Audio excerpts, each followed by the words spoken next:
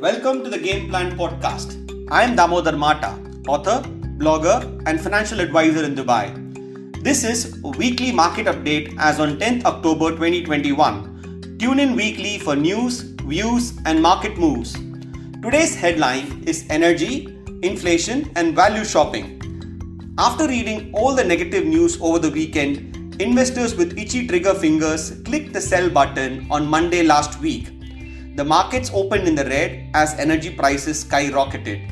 The US crude oil prices climbed for the 7th week in a row to almost $80 a barrel. Oil, gas, and coal prices continue to rise due to increasing consumption and supply chain fears. See chart attached from Bloomberg showing the rapid increase in energy prices in 2021.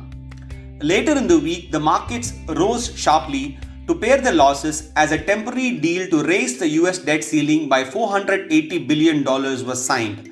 This puts to rest the concerns of the government shutting down or the US Treasury default until December 2021. By the end of the week, the S&P 500 was up by 0.8%, the Dow by 1.2%, while the Nasdaq was up by 0.1%.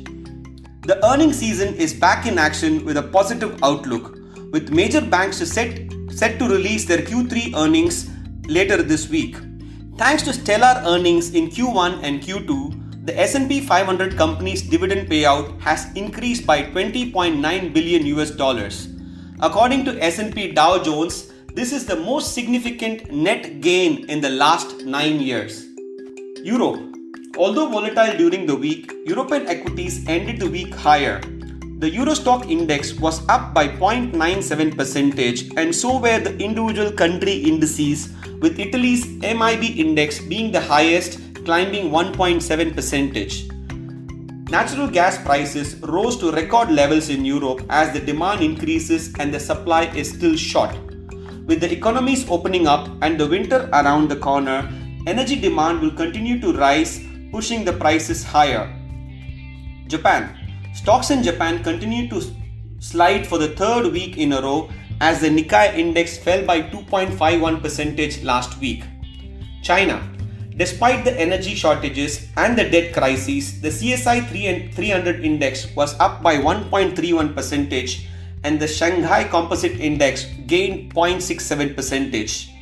With celebrity investors like Charlie Munger leading the way, investors look beyond the regulatory challenges and the debt crisis to buy the dip. India. Both on global cues and accommodative monetary policy, Indian equities ended the week on a high note. During the week, the Sensex gained 1,293.48 points, settling at 60,059.06, and the Nifty rose by 363.15 points to settle at 17,895.20. Rating agency Moody's upgraded the Indian sovereign outlook from negative to stable as India is slowly emerging from the COVID crisis. The rupee continued to depreciate, reaching 20.50 to AED on Friday. Expats in UAE are unsure whether to be happy for being able to send more rupees home or be concerned about their declining wealth when expressed in dirhams or dollars. With appreciating dollar, rising energy costs, and a potential increase in interest rates, Indian equities could see some volatility in the short run. UAE. While celebrity investors like Charlie Munger were value shopping for companies like Alibaba, I was shopping for groceries during the weekend and I noticed a significant increase in the prices across the board. Did you also witness such increase? The price of essential items like dairy, vegetables, and meat have risen sharply. The rents and property prices have also increased, indicating a bullish trend in UAE. Hopefully, the salaries also increase next year as predicted by the analysts. While the recent increase in inflation impacts many household budgets, it also highlights the impact of inflation on our savings and wealth. Inflation is the most powerful but the least understood financial risks. It works relentlessly against you, eating away at the purchasing power of your wealth. With the interest rates expected to be low for at least a few years, The only antidote for inflation is diligent savings and prudent investing in assets in line with your risk appetite and financial goals. Summary. As stated last week, if you were uncomfortable with the volatility in September, it is likely that your portfolio is not aligned with your risk appetite. Speak to your financial advisor to reduce risk and realign your portfolio to your risk appetite, investment goals, and horizon. This was Market Update as of 10th October 2021. Hope you found it useful.